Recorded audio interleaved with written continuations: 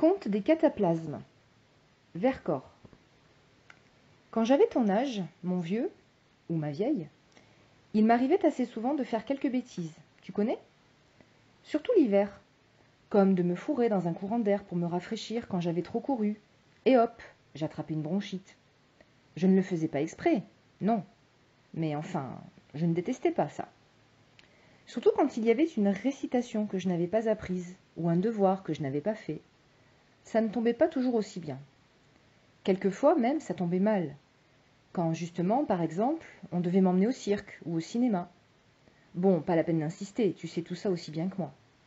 Donc, j'attrapais des bronchites, comme d'autres attrapent des grenouilles. Ça devenait une espèce d'habitude, 2 fois chaque hiver au moins. On me mettait au lit, bien au chaud, avec mes jouets, mes albums, du papier à découper. C'était chic. On me faisait des petits plats. On me laissait tranquille pendant des heures. Bien sûr, d'un autre côté, il y avait quelques petits ennuis. Matin et soir, il fallait prendre ma température. On s'y habitue. Mais surtout, tant qu'elle n'avait pas baissé, on me mettait des cataplasmes. Ce n'étaient pas des trucs comme aujourd'hui, tout apprêté, facile à mettre et à enlever. C'était toute une cérémonie. Ma mère cuisinait le cataplasme devant moi, sur une lampe à alcool, et j'avais tout le temps de me préparer au supplice, c'est-à-dire de l'imaginer sous toutes ses coutures. D'abord, il fallait faire bouillir de la farine de lin dans une casserole. Ça donnait une bouillie épaisse, dont l'odeur doucereuse vous barbouillait déjà le cœur. Ensuite, il fallait la laisser refroidir, mais pas trop. Après l'avoir enfermée comme une galette dans de la tarlatane, une espèce de gaz à pansement. On aurait pu vérifier la chaleur juste avec un thermomètre. Mais ma mère préférait en approcher la main comme font les blanchisseuses, tu sais, qui se frôlent la joue de leur fer à repasser pour sentir s'il n'est pas trop chaud et s'il ne brûlera pas le linge. Toutes les demi-minutes, elle tâtait donc sa galette du dos de la main jusqu'à ce qu'elle dise « ça va ». Mais c'est alors que, pour moi, ça n'allait pas du tout. J'avais toujours énormément peur que la galette soit encore trop chaude, parce que ça dépendait de la patience de ma mère, et comme elle n'était pas très patiente, souvent elle se pressait trop, ça n'avait pas assez refroidi, du moins n'était-ce pas à mon goût. Et le dos de sa main s'était habitué, tandis que la peau de mon dos ou de ma poitrine n'était pas habituée du tout. Je demandais 10 fois à tâter moi-même. Je me tortillais dans mon lit. Pendant ce temps, ma mère saupoudrait sa galette avec de la farine de moutarde, qui avait, elle, une odeur abominable, aigre et forte. Je la sens encore d'y penser. C'est ça qui piquerait. Il fallait que ce soit bien chaud pour bien piquer. Il fallait que la peau soit bien rouge quand on enlèverait le cataplasme.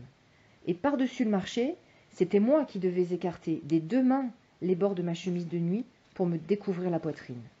Sale moment. Mais flac, le cataplasme m'était plaqué dessus d'une main ferme. Je criais bien un peu pour la forme. « Ça brûle, ça brûle !» Mais pas trop, parce que si j'avais crié trop longtemps, il n'y aurait pas eu la suite. Et la suite, ça me récompensait de tout. Parce que la suite, c'était l'histoire que ma mère racontait, pour me distraire du cataplasme en train de me piquer de plus en plus. Une histoire en plusieurs parties, dont chacune avait juste la longueur qu'il fallait, juste la longueur pour que, quand arrivait la fin, la farine de moutarde en fût à piquer si fort que ce n'était plus supportable. Alors, ma mère soulevait un coin du cataplasme pour être sûre que la peau avait la couleur du homard, et elle enlevait doucement la galette. J'avais bien l'impression que ma peau allait partir avec, mais ce n'est jamais arrivé. Et ensuite, elle essuyait d'une main légère les graines de moutarde qui restaient collées, et me mettait une flanelle très douce. Et alors, c'était formidable de se sentir si bien après avoir été piqué si fort. De sorte qu'à part la cérémonie de la préparation et la courte torture de l'attente, au fond, j'avais eu surtout du plaisir. De sorte aussi que la pensée du lendemain, du cataplasme du lendemain, qu'accompagnerait la suite de l'histoire, eh bien ce n'était pas du tout une pensée désagréable, au contraire. Mais c'était que les histoires de ma mère, elles aussi, me semblaient formidables. C'est pourquoi je voudrais te les raconter. C'est toujours les mêmes, et ainsi je me les rappelle bien.